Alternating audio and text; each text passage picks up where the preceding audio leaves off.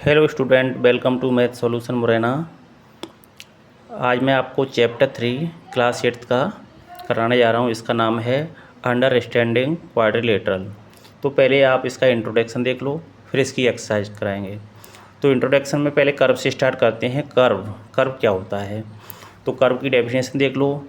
A figure traced out on a plane surface with help of sharp pencil without lifting it is called a curve। यानी कोई भी curve बना रहे हैं जो without lifting, pencil without lifting, यानी बिना पेन उठाए कर्व बनाएंगे ना, वो कैसा होगा? कर्व होगा। कोई भी फिगर बनाएंगे, जैसे यहाँ पर बना रहे हैं ये ट्रायंगल है, अपन ने कहीं भी इसको पेन नहीं उठाया और इसको बना दिया, तो ये क्या हो गया? कर्व हो गया। अब ये है, इसको अपन ने पेन नहीं उठाया, कहीं भी ये बनाया है, ये क्या है? कर्व है। इसको बना रहे हैं अपन, कहीं भी पेन नहीं उठा रहे, ये कर्व है। इसको देखिए, यहाँ से अपन ने लिया, ये बना के इसको पूरा कर दिया, कहीं भी अपन ने इस पेन को नहीं उठाया, तो ये क्या है? कर्व है। तो क्या है? पेंसिल विदाउट लिफ्टिंग, यानी बिना पेन उठाएंगे जो बनाएंगे फिगर, वो क्या होगा? कर्व होगा। अब कर्व भी कई प्रकार के होते हैं, जैसे ओपन कर्व है। तो ओपन कर्व क्या होता है? A curve that does not end the starting point, यानी एंड पॉइंट और starting point is called on a open curve. Each of the figure shown below is on open curve. यानी देखिए, इसको देख लो, दोबारा देख लो।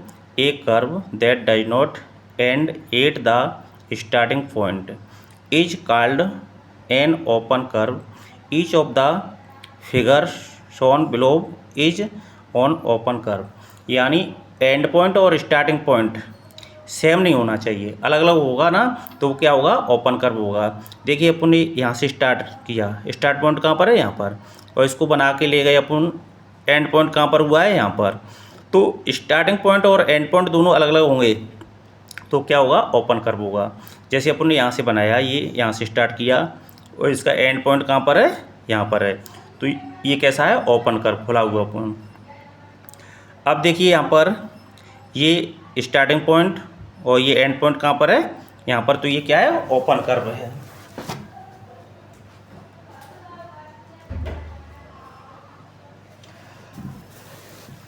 अब दूसरा है क्लॉइड कर्व। क्लॉइड कर्व क्या होता है? A curve that being end at the same point, यानी बीइंग माने स्टार्टिंग पॉइंट और एंड पॉइंट दोनों सेम होंगे, तो क्या होगा? क्लॉइड कर्व होगा। तो देखिए, अपन यहाँ से अपन स्टार्ट कर रहे हैं। देखो, इसको यहाँ से स्टार्ट किया और इसको बना के यहाँ पर ले गए, और इसका एंड पॉइंट भी कहाँ पर आ गया? यहाँ पर। यहीं से स्टार्ट किया था, यहीं पर एंड पॉइंट आ जाए, यानी सेम हो, दोनों पॉइंट कैसे हो? सेम हो, तो वो कैसा होगा? क्लॉइड कर्व होगा। क्लॉइड का मतलब होता है कर्व बंद हो, तो ये बंद है। तो देखिए, यहाँ पर इसको देखो, यहाँ से स्टार्ट कर रहे हैं, इसको ले गए ऐसे और ये पूरा कर्व बना दिया, और यहाँ पर एंड पॉइंट भी उसी जगह पे आ गया, तो ये कैसा है? क्लॉइड कर्व है। और जब उस जगह पे ही सेम पॉइंट होगा ना, स्टार्टिंग और एंड पॉइंट सेम होगा ना, तो कर्व कैसा होगा? बंद होगा, क्लॉइड होगा, तो उसको क्या कहेंगे? क्लॉइड कर्व होगा। तो इसका देखिए, स्टार्टिंग पॉइंट यहाँ से अपन ने इसको बनाया और ये एंड पॉइंट भी उसी जगह पर आ गया, तो ये कैसा है? क्लॉइड कर्व है। अगला देख लो। अब क्लॉइड कर्व भी कैसा है? एक होता है simple closed curve. Simple closed curve क्या होता है? A closed curve which does not intersect itself is called a simple curve. Simple closed curve. Simple closed curve क्या होता है? कोई भी लाइन उसको इंटरसेक्ट नहीं करनी चाहिए, काटनी नहीं चाहिए। तो देखिए, यहाँ पर जैसे अपन ने यहाँ से बनाया, ये बनाया, इसमें कोई भी लाइन एक दूसरे को इंटरसेक्ट नहीं कर रही है, एक दूसरे को काट नहीं रही, तो ये कैसा है? सिंपल क्लॉइड कर्व है। तो ये देखिए, ये है, ये इसमें अभी कोई भी लाइन एक दूसरे को काट नहीं रही है, तो ये कैसा है? Simple closed curve. ये है रेक्टेंगल, ये बना दिया, क्लॉइड कर्व है, लेकिन एक दूसरे को इंटरसेक्ट नहीं कर रही है। अब क्या है? पॉलीगन्स देख लो।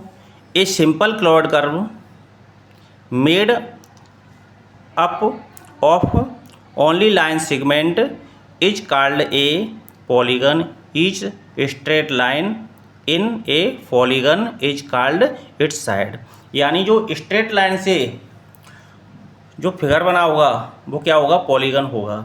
तो पॉलीगन इज कॉल्ड क्या है, जैसे ट्रायंगल है, क्वाड्रिलेटरल है, पेंटागन है, हेक्टागन है, जो भी है सब क्या बनेंगे, पॉलीगन्स होंगे। जैसे ये ट्रायंगल है तो देखो ये स्ट्रेट लाइन हो गई, ये भी स्ट्रेट लाइन है और ये भी स्ट्रेट लाइन है। ये सब क्या स्ट्रेट लाइन से बने हुए कर्व है ना, वो क्या होंगे, पॉलीगन होंगे। ये straight line, straight line, straight line, straight line, तो जो स्ट्रेट लाइन से बनते हैं ना वो क्या होते हैं, पॉलीगन्स होते हैं।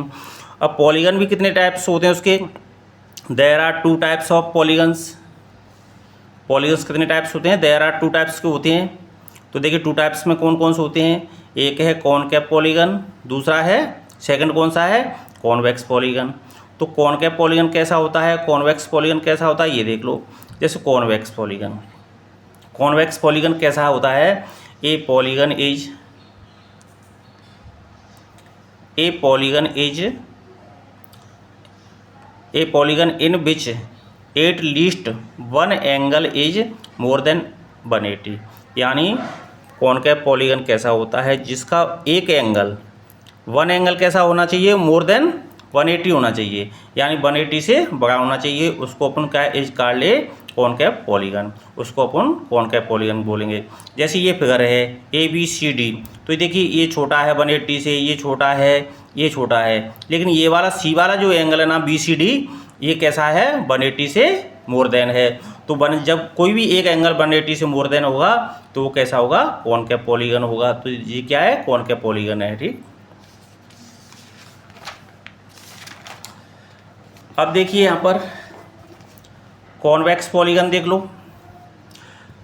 कॉन्वेक्स पॉलीगन क्या है, each angle is less than 180 called a convex polygon. Convex polygon का प्रत्येक एंगल 180 से लेस देन होना चाहिए, छोटा होना चाहिए, तो कैसा होगा, कॉन्वेक्स पॉलीगन। अब ये फिगर है, इसमें ये P है एंगल, ये भी 180 से छोटा है, ये भी 180 से, ये भी 180 से, ये भी 180, सभी एंगल 180 से छोटे हैं, तो वो क्या होगा, कॉन्वेक्स पॉलीगन होगा।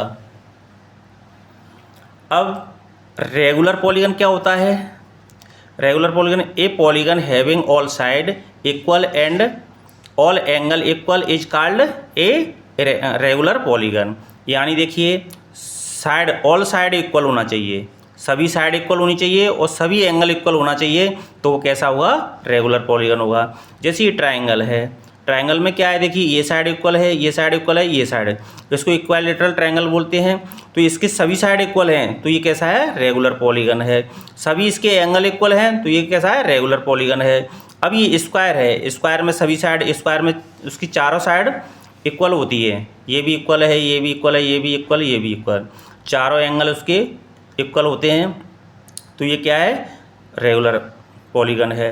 इरेगुलर पॉलीगन क्या होता है, उसकी चारों साइड इक्वल नहीं होती हैं, तो इरेगुलर पॉलीगन होता है। जैसे रेक्टेंगल है, रेक्टेंगल में ये दोनों आमने सामने की, तो दोनों कैसी होती हैं, इक्वल होती हैं, ये इसके इक्वल है, ये इसके इक्वल है, तो ये कैसा है, चारों इक्वल नहीं है, तो ये कैसा है, इरेगुलर पॉलीगन हो गया। रोम्बस है, इसमें भी चारों साइड इक्वल नहीं है, ये देखो इक्वल है लेकिन ये दोनों इक्वल नहीं है, तो ये कैसा है, रोम्बस इरेगुलर पॉलीगन है। तो ये आपका चैप्टर 3 का बेसिक कंप्लीट हुआ। ये मैंने वीडियो आपके लिए बनाया है, तो आप थोड़ी सी मेहनत करके इसको लाइक और सब्सक्राइब कर दो। आपके लिए बहुत बहुत धन्यवाद।